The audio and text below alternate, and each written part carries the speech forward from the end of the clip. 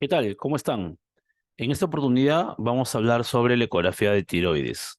Vamos a definir básicamente cómo se puede describir un nódulo tiroideo en relación al TIRAS o TIRAPS ecográfico, entendiendo que hay varios sistemas de clasificación. Uno de los más usados es el BIRAPS o el TIRAS, perdón, del Colegio Americano de Radiología y el ACR TIRAPS, publicado en el año 2017. No hay que olvidar que hay otros sistemas de clasificación, pero el que ha sido un poco más difundido es el TIRAS o TIRAS americano. Bien, aquí podemos apreciar, en primer lugar, a la glándula tiroides. Esto corresponde al óvulo tiroideo izquierdo, que estaba normal. Aquí pueden apreciar a la región ísmica, que está por este lado. Y aquí está la zona de interés, que es la que vamos a evaluar en este caso, que es básicamente una formación nodular dependiente de la glándula tiroides, en este caso del lóbulo tiroideo derecho.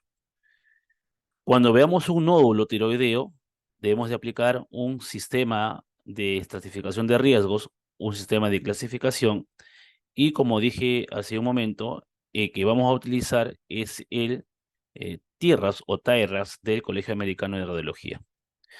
Recordemos que cuando uno va a evaluar un nódulo tiroideo, lo que se te dice que debes de evaluar son básicamente parámetros como la composición, la cogenicidad, la forma, el margen y los artefactos o los focos ecogénicos según corresponda.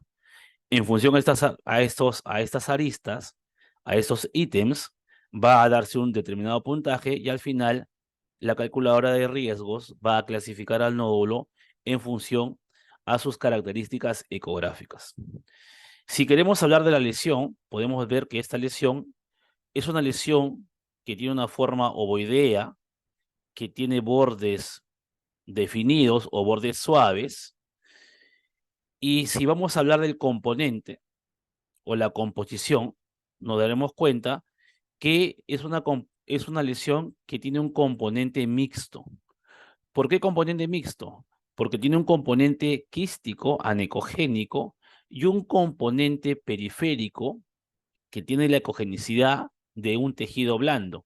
Y por lo tanto, independientemente de que sea componente sólido o no, se considera una lesión con composición mixta porque tiene un tejido o tiene una ecogenicidad similar a la ecogenicidad del tejido circundante, en este caso, la glándula tiroides. Por lo tanto, ya sabemos que la lesión es una lesión mixta. Si hablamos de lesión mixta, podemos también definir si va a ser predominantemente sólida o predominantemente quística. Y aquí podemos apreciar que la imagen tiene más de un 50% de componente quístico, por lo tanto, será una lesión mixta predominantemente quística. Luego vamos a evaluar la ecogenicidad. Y cuando hablamos de una ecogenicidad en un óvulo tiroideo, a menos que sea puramente quístico, donde será una ecogenicidad anecoica y no será nada más, cuando hablamos de una lesión mixta, hay que evaluar o hay que mirar o hay que prestar atención al componente que tiene una ecogenicidad de tejido blando. En este caso, a la zona periférica que ustedes pueden apreciar acá. Y si ustedes se percatan, la ecogenicidad de este componente de tejido blando es similar al tejido tiroideo circundante. Por lo tanto, diremos que la ecogenicidad de la lesión es isoecogénica con el tejido tiroideo circundante. Entonces ya estamos evaluando la composición y la ecogenicidad. La forma ya sabemos que hay que buscar el diámetro mayor de la lesión independientemente del plano utilizado. Y aquí podemos apreciar que su diámetro mayor es un diámetro más ancho que alto. Por lo tanto, el diámetro es más ancho que alto. Luego, obviamente, miraremos los bordes de la lesión y en este caso tiene bordes definidos, bordes suaves, ¿ok? Por lo tanto, se considera una lesión que tiene hasta ahora todas sus características de sugerente de lesión benigna.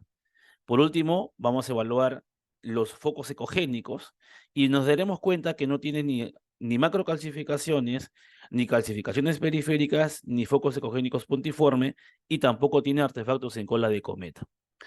Hasta aquí podemos describir esta lesión nodular mixta o esta lesión tiroidea esta lesión nodular de tiroides como una lesión que tiene una composición mixta, una ecogenicidad isoecogénica con respecto al parénquima tiroideo circundante, que es predominantemente quística, que su diámetro mayor es más ancho que alto, que sus bordes son suaves o definidos y que no presenta focos ecogénicos, ni macrocalcificaciones, ni artefactos en cola de cometa.